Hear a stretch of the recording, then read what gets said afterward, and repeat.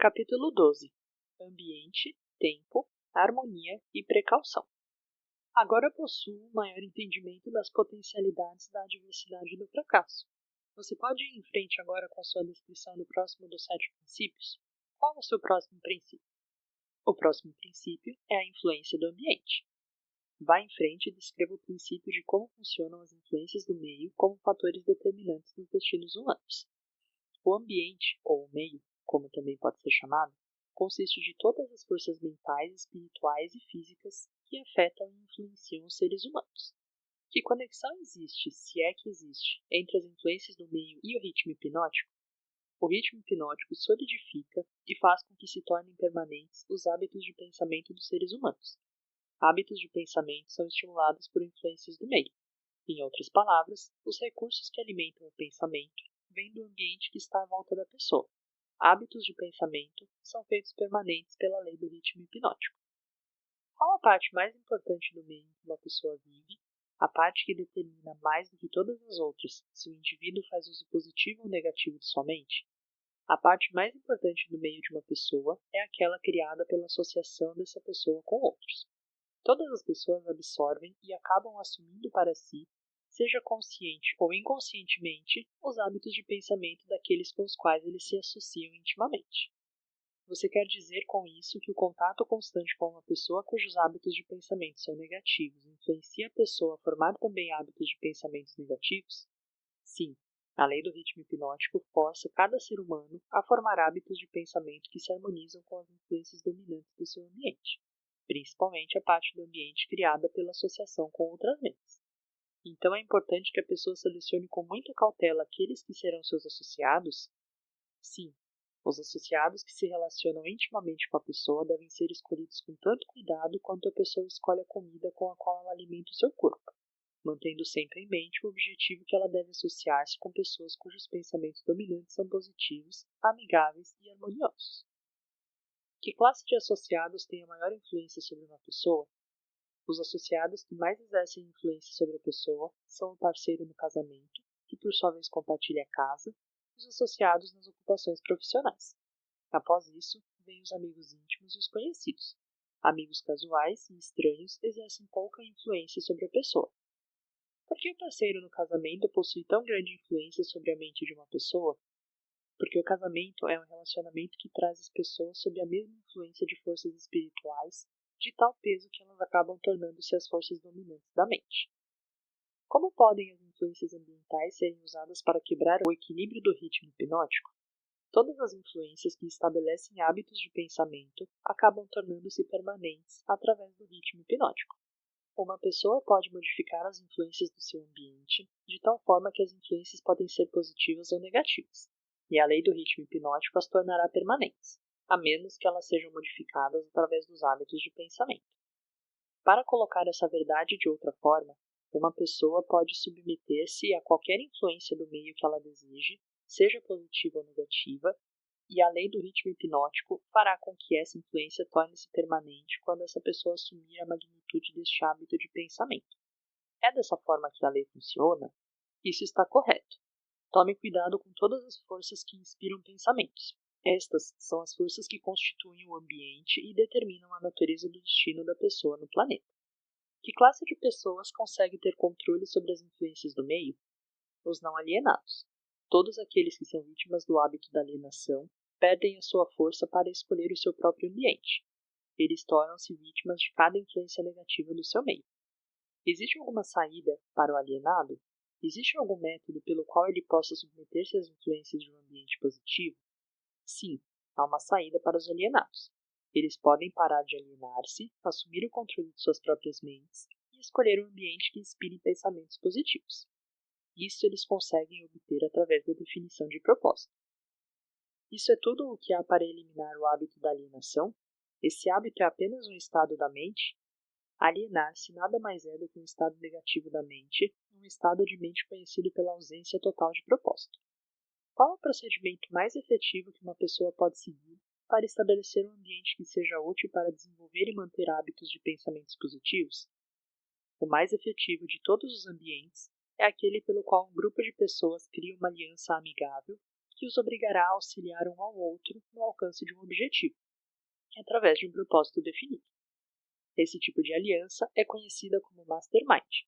O mastermind consiste de associação de indivíduos cuidadosamente escolhidos, cada qual enriquecendo essa aliança com algum conhecimento, experiência, educação, plano ou ideia, especialmente habilitados para fazer com que o objetivo de cada um seja atingido através de um propósito definido. Os líderes mais bem-sucedidos em todos os momentos da vida buscam o auxílio desse tipo de influência do meio, feita especialmente para servi-los. Realizações fantásticas são impossíveis sem a cooperação amigável de outros. Para colocar a verdade de outra forma, pessoas bem-sucedidas devem controlar o seu ambiente, garantindo assim manter total controle contra a influência das forças negativas do meio. A responsabilidade que as pessoas possuem com seus parentes faz com que seja impossível para elas evitar a influência de um ambiente negativo. Nenhum ser humano deve a outro qualquer grau de responsabilidade que possa roubar o seu privilégio de construir os seus hábitos de pensamento em um meio positivo. Por outro lado, cada ser humano tem o dever de remover do seu ambiente toda e qualquer influência que possa remotamente desenvolver hábitos de pensamentos negativos. Essa não seria considerada uma filosofia de sangue frio? Somente os fortes sobrevivem. Ninguém consegue ser forte sem remover toda e qualquer influência negativa de si mesmo que possa de alguma maneira desenvolver hábitos de pensamentos negativos. Hábitos de pensamentos negativos resultam na perda do privilégio da autodeterminação, independente do que ou quem possa causar esses hábitos. Hábitos de pensamentos positivos podem ser controlados pelo indivíduo e devem ser feitos para servi-lo, na busca dos seus propósitos e metas. Hábitos de pensamento negativo controlam o indivíduo e o privam do privilégio da autodeterminação. Deduzo, baseado em tudo o que você disse, que todos aqueles que controlam as influências do meio pelo qual seus hábitos de pensamento são construídos são mestres de seus destinos no planeta e que todos os outros são dominados por seus destinos terrenos. Estou colocando essa afirmação de forma correta? Perfeitamente. O que estabelece os hábitos de pensamento de uma pessoa?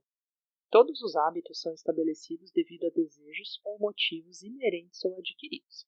Quais sejam os hábitos, são os resultados de alguma forma de desejo definido. O que ocorre com o cérebro físico enquanto uma pessoa está formando hábitos de pensamento? Os desejos são impulsos de energia organizados, chamados de pensamentos.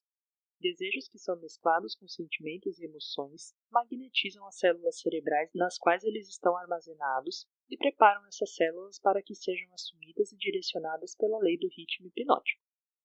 Quando qualquer pensamento aparece no cérebro ou é criado lá e é misturado com os sentimentos puros da emoção do desejo, a lei do ritmo hipnótico começa a agir e, de uma vez por todas, começa a traduzir isso no seu equivalente físico. Pensamentos dominantes, que por sua vez agem inicialmente pela lei do ritmo hipnótico, são aqueles que estão mesclados com os desejos mais profundos e com os mais intensos sentimentos envolvidos. Hábitos de pensamento são estabelecidos pela repetição dos mesmos pensamentos. Quais são os motivos ou desejos que mais impelem e inspiram a ação do pensamento? Os 10 motivos mais comuns que mais inspiram pensamentos voltados para ações são estes: o desejo por sexo e amor, o desejo por alimento, o desejo por autoexpressão espiritual, mental e física, o desejo pela perpetuação da vida após a morte, o desejo por poder sobre outros, o desejo por riquezas materiais, o desejo por conhecimento, o desejo de imitar outros, o desejo de se sobressair sobre outros e o 7 medos básicos. Esses são os motivos principais que inspiram a maior parte de todas as ações humanas. E os desejos negativos, tais como ganância, inveja, avareza, ciúmes e rancor? Esses sentimentos negativos são expressados mais frequentemente do que qualquer um dos sentimentos positivos? Todos os desejos negativos não são nada exceto frustrações de desejos positivos. Eles são inspirados por alguma forma de derrota, fracasso ou negligência por parte dos seres humanos em se adaptarem às leis da natureza de forma positiva. Esse é um novo ponto de vista nessa questão dos pensamentos negativos. Se estou entendendo o que você disse, todos os pensamentos negativos são inspirados pela negligência ou fracasso de uma pessoa em se adaptar harmoniosamente às leis da natureza. Isso está correto? Isso está corretíssimo.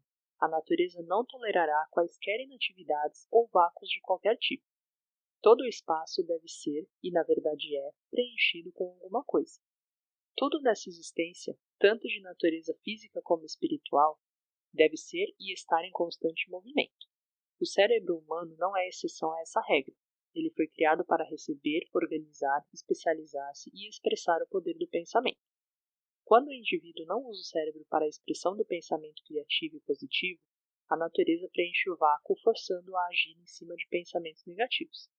Não pode haver indolência ou inatividade no cérebro. Entenda esse princípio e você terá um novo e importante entendimento sobre as influências que o ambiente exerce nas vidas dos seres humanos.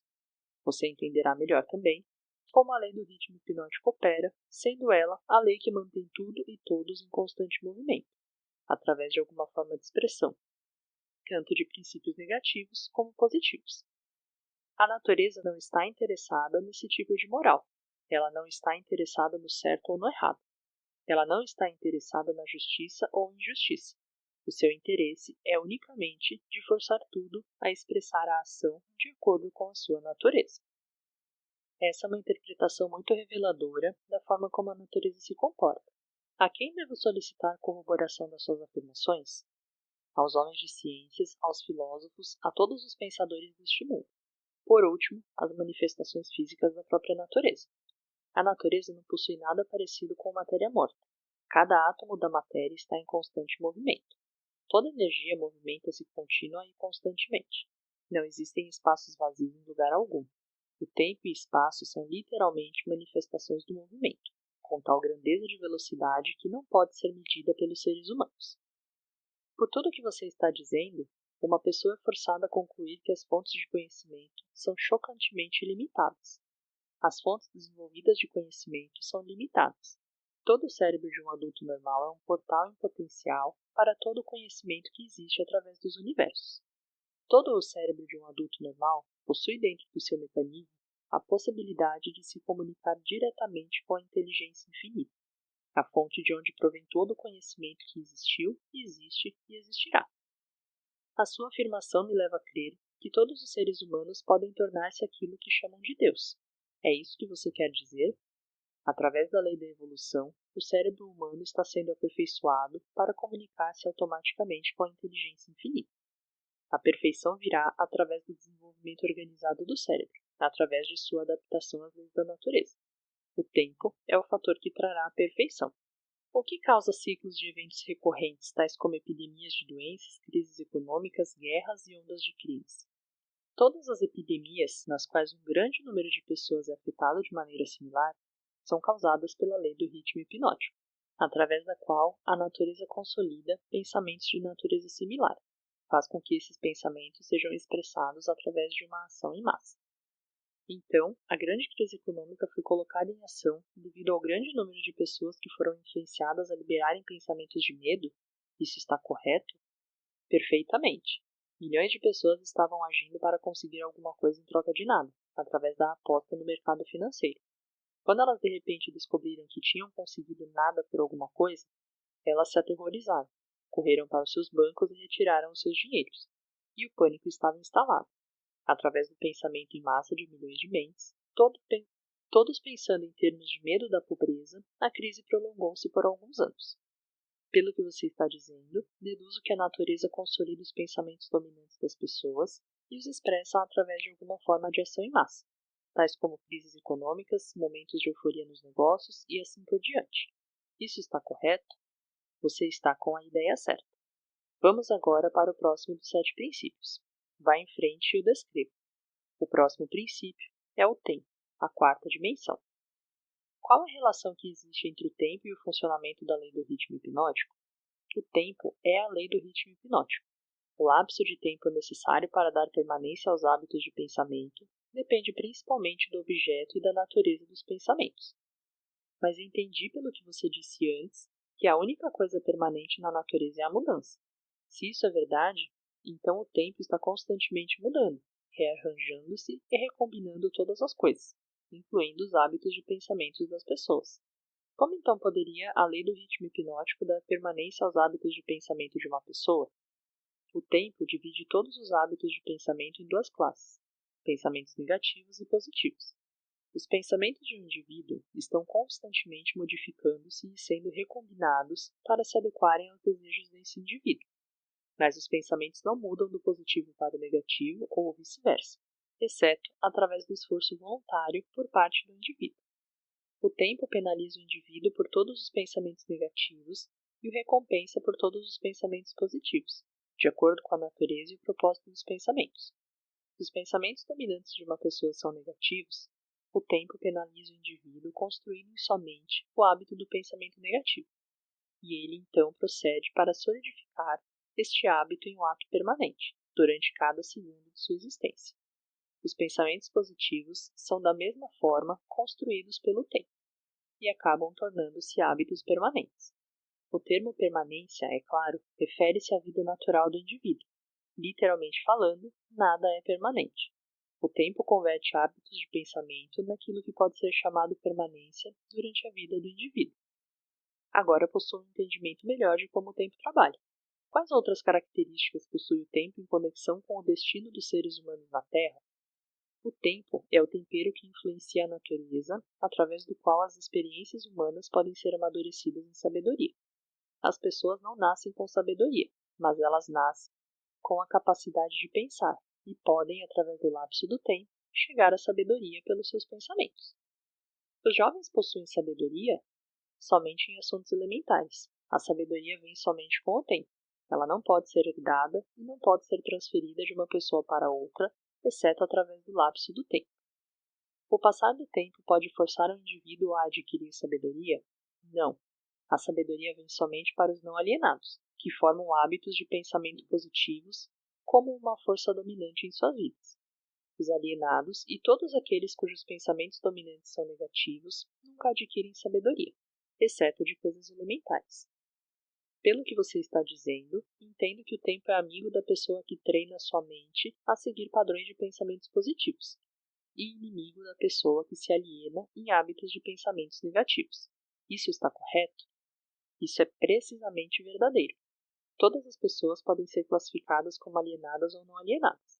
Alienadas estão sempre à mercê das não alienadas, e o tempo faz com que essa relação seja permanente. Você quer dizer que, se eu me alienar ao longo da minha vida, sem propósito ou objetivo definido, o não alienado pode tornar-se meu mestre, e o tempo serve somente para dar ao não alienado uma vantagem mais forte e mais permanente sobre mim? Corretamente. O que é sabedoria? A sabedoria é a habilidade de relacionar-se com as leis da natureza de tal forma que elas possam servir a você, e a habilidade de relacionar-se com outras pessoas, de tal forma que você possa ganhar a cooperação harmoniosa e consciente dessas pessoas para ajudarem você a conseguir qualquer coisa que queira na vida.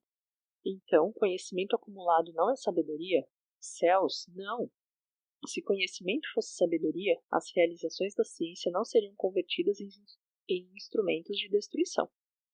O que é necessário para converter conhecimento em sabedoria? Tempo mais o desejo por sabedoria. A sabedoria nunca pode ser imposta a uma pessoa. Ela é adquirida, se é que é adquirida, pelo pensamento positivo através de um esforço voluntário e pessoal. É seguro para todas as pessoas ter conhecimento? Nunca é seguro para qualquer pessoa ter um conhecimento extensivo sem sabedoria. Em que idade a maioria das pessoas começa a adquirir sabedoria? A maioria das pessoas que adquire sabedoria o faz após ter passado a idade dos 40 anos. Antes desse período, a maioria das pessoas está muito ocupada angariando conhecimentos e os organizando em planos em vez de gastar o tempo no esforço em conseguir sabedoria. Qual é a circunstância da vida mais apta para levar uma pessoa a adquirir sabedoria? Adversidade e fracasso. Essas são as linguagens universais de que a natureza se utiliza para transmitir sabedoria a todos aqueles que estão preparados para recebê-la. A adversidade e o fracasso sempre trazem sabedoria? Não, somente para aqueles que estão prontos para receber a sabedoria e voluntariamente procuram por ela. O que determina o quão pronta está uma pessoa para receber a sabedoria? O tempo e a natureza dos hábitos de pensamento. Conhecimento adquirido recentemente equivale-se a conhecimento já testado e comprovado? Não. Conhecimento testado através do intervalo do tempo sempre é superior àquele que é recentemente adquirido. O tempo dá ao conhecimento a definição em termos de qualidade, quantidade e confiabilidade. Nunca se pode ter certeza de um conhecimento que não tenha sido testado. O que é um conhecimento confiável? É o conhecimento que se harmoniza com a lei natural, o que significa que é baseado em pensamentos positivos. O tempo modifica e altera os valores do conhecimento? Sim, o tempo modifica e altera todos os valores. Aquilo que é conhecimento apurado hoje pode tornar-se nulo e inválido amanhã, devido ao rearranjo do tempo, dos fatores e valores.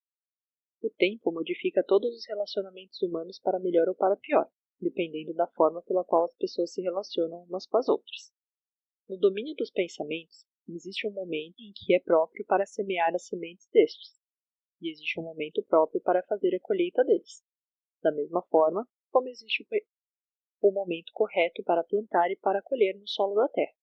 Sem a medição adequada do tempo entre a semeadura e a colheita, a natureza modifica ou retém as recompensas da semeadura. Vá em frente agora e descreva os dois últimos dos 7 princípios. O próximo princípio é a harmonia. Observando-se toda a natureza, pode-se encontrar provas de que toda a lei natural acontece de maneira ordenada, através da lei da harmonia. Por meio do funcionamento dessa lei, a natureza força tudo o que estiver dentro dos limites de um determinado ambiente a relacionar-se de forma harmoniosa. Entenda essa verdade e você terá uma nova e intrigante visão da força do ambiente. Você entenderá por que a associação com mentes negativas é fatal para todos aqueles que estão em busca de autodeterminação. Você quer dizer que a natureza voluntariamente força os seres humanos a se harmonizarem com as influências do seu meio? Sim, isso é verdade.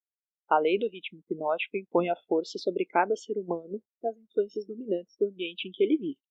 Se a natureza força os seres humanos a sofrerem a influência do ambiente em que eles vivem, que meios disponíveis existem para eles escaparem de um ambiente de fracasso e pobreza, quando na verdade desejam fugir desse meio? Eles devem mudar imediatamente desse ambiente ou permanecerão orientados e envoltos pela pobreza. A natureza não permite que ninguém escape das influências do seu ambiente. Contudo, a natureza, em sua abundante sabedoria, dá a cada ser humano o privilégio de estabelecer o seu próprio ambiente mental, espiritual e físico. Entretanto, uma vez que ele tenha escolhido o seu ambiente, invariavelmente ele acabará se tornando parte dele. Esse é o funcionamento inexorável da lei da harmonia. Em uma associação com fins comerciais, por exemplo, quem estabelece a influência dominante que determina o ritmo do ambiente? O indivíduo ou os indivíduos que pensam e agem com definição de propósito. É simples assim? Sim, a definição de propósito é o ponto de partida pelo qual o indivíduo deve estabelecer o seu próprio ambiente. Acho que não consegui acompanhar bem o seu raciocínio. O mundo inteiro está dividido pela guerra e pelas crises econômicas, e ainda outras formas de crises e rixas que podem representar qualquer coisa, exceto a harmonia. A natureza não parece estar forçando as pessoas a se harmonizarem uns com os outros. Como você explica essa inconsistência? Não há inconsistência. As influências dominantes do mundo são, como você diz, negativas. Muito bem, a natureza está forçando os seres humanos a se harmonizarem com as influências dominantes do ambiente e do mundo. Manifestações de harmonia podem ser tanto positivas quanto negativas. Por exemplo, um grupo de homens em uma prisão pode, e eles geralmente pensam e agem de maneira negativa, mas a natureza faz com que a influência dominante da televisão seja impressa em cada indivíduo que está presente nela. Um grupo de pessoas orientadas para a pobreza e que vivem em apartamentos pode lutar contra si mesmo e aparentemente resistir a todas as formas de harmonias, mas a natureza faz com que cada um torne-se uma parte da influência dominante da casa em que eles vivem. A harmonia, da forma como o seu significado está sendo utilizado aqui, quer dizer que a natureza interrelaciona todas as coisas que são similares através de todos os universos. As influências negativas são forçadas a associarem-se umas com as outras, não importando onde elas possam estar. As influências positivas são, tanto quanto as negativas, definitivamente forçadas a associarem-se umas com as outras. Estou começando a entender por que líderes de negócios bem-sucedidos são tão cuidadosos na escolha de seus associados. Homens bem-sucedidos em quaisquer ramos geralmente estabelecem o seu próprio ambiente, cercando-se de pessoas que pensam e agem em termos de sucesso. Essa é a ideia? Essa é exatamente a ideia. Observe com atenção que a única coisa que os homens bem-sucedidos exigem é que a harmonia impere entre os seus associados. Outra característica de pessoas bem-sucedidas é que elas se movimentam com definição de propósito e insistem para que os seus associados façam o mesmo. Entenda essas duas verdades e você entenderá a diferença que existe entre o Henry Ford e um trabalhador comum. Agora me fale sobre o último dos 7 princípios. O último princípio é a cautela. Próximo ao hábito de alienar-se, a característica humana mais perigosa é a falta de cautela. As pessoas alienam-se em todos os tipos de circunstâncias danosas devido ao fato de que elas não exercem a cautela, planejando os movimentos que fazem. O alienado sempre se move com a ausência de cautela. Ele age primeiro e pensa depois, se é que ele pensa. Ele não escolhe seus amigos. Ele aliena-se e permite que pessoas se liguem a ele nos seus próprios termos. Ele não escolhe uma ocupação. Ele aliena-se na escola e fica satisfeito quando consegue o primeiro emprego que lhe garante apenas alimentação e agasalho. Ele convida as pessoas a enganá-lo nos negócios pelo fato de não se informar das regras do negócio. Ele convida a doença, negligenciando informar-se das regras para ter uma saúde perfeita. Ele convida a pobreza, por negligenciar proteger-se contra as influências do ambiente e daqueles que são orientados para a pobreza. Ele convida o fracasso em cada passo que ele dá ao negligenciar o exercício da cautela para observar o que faz com que as pessoas fracassem. Ele convida o medo em todas as suas formas, pela sua falta de cautela e examinar as causas do medo. Ele fracassa no casamento porque ele negligencia usar a cautela na escolha de sua parceira, e ele usa ainda menos cautela nos seus métodos de relacionar-se com ela após o casamento. Ele perde os seus amigos ou os converte em inimigos devido à sua falta de cautela em relacionar-se com eles de maneira adequada. A cautela está faltando para todas as pessoas? Não, somente para aquelas pessoas que adquiriram o hábito da alienação. O não alienado sempre age com cautela. Ele cuidadosamente pensa em todos os passos dos seus planos antes de começá-los. Ele abre precedentes para as fragilidades humanas dos seus associados e planeja antecipadamente como resolvê-las. Se ele enviar um mensageiro em uma missão importante, ele manda alguma outra pessoa para ter certeza de que o mensageiro cumpriu a sua missão. Então, ele verifica ambos para ter certeza de que os seus desejos foram cuidadosamente cumpridos. Ele cuida de todos os detalhes, mesmo daqueles que parecem sem importância, e utiliza a cautela como meio de garantir o seu sucesso. A cautela excessiva não é tão prejudicial quanto a falta de cautela? O que você chama de cautela excessiva, na verdade, é uma expressão do medo. Medo e cautela são duas coisas totalmente diferentes. As pessoas não se enganam confundindo medo por cautela excessiva? Sim, isso algumas vezes acontece, mas a maioria das pessoas criam para si mesmas muito mais desastres e situações danosas para suas vidas pela total falta do hábito da cautela do que pelo excesso desta. Qual a forma mais vantajosa de se utilizar a cautela? Na seleção dos associados e nos métodos de relacionar-se com estes. A razão para isso é óbvia. Os associados constituem a parte mais importante do ambiente de uma pessoa e as influências do ambiente determinam se a pessoa forma o hábito de alienar-se ou se ela se torna ou não alienada. A pessoa que exercita a cautela na escolha de seus associados nunca se permite estar intimamente associada com qualquer pessoa que não traga para ela, através da associação, alguma forma definida de benefício mental, espiritual ou econômico. Esse método de escolher associados não seria egoísta? É um método sensível e que leva para a autodeterminação. É o desejo de qualquer pessoa normal encontrar sucesso material e felicidade. Nada contribui mais para o sucesso e a felicidade de uma pessoa do que a escolha cuidadosa de seus associados. A cautela na seleção dos associados torna-se, por isso, a missão de toda pessoa que queira tornar-se feliz e bem-sucedida.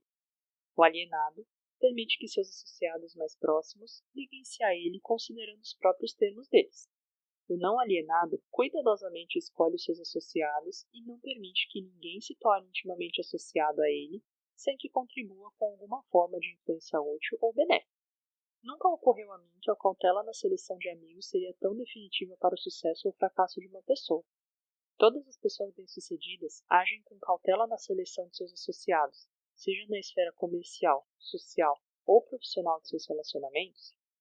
Sem o exercício da cautela na escolha de todos os seus associados, ninguém pode estar certo do sucesso, seja em qual área de atuação for. Por outro lado, a falta de cautela traz consigo algum tipo de derrota em qualquer área de atuação.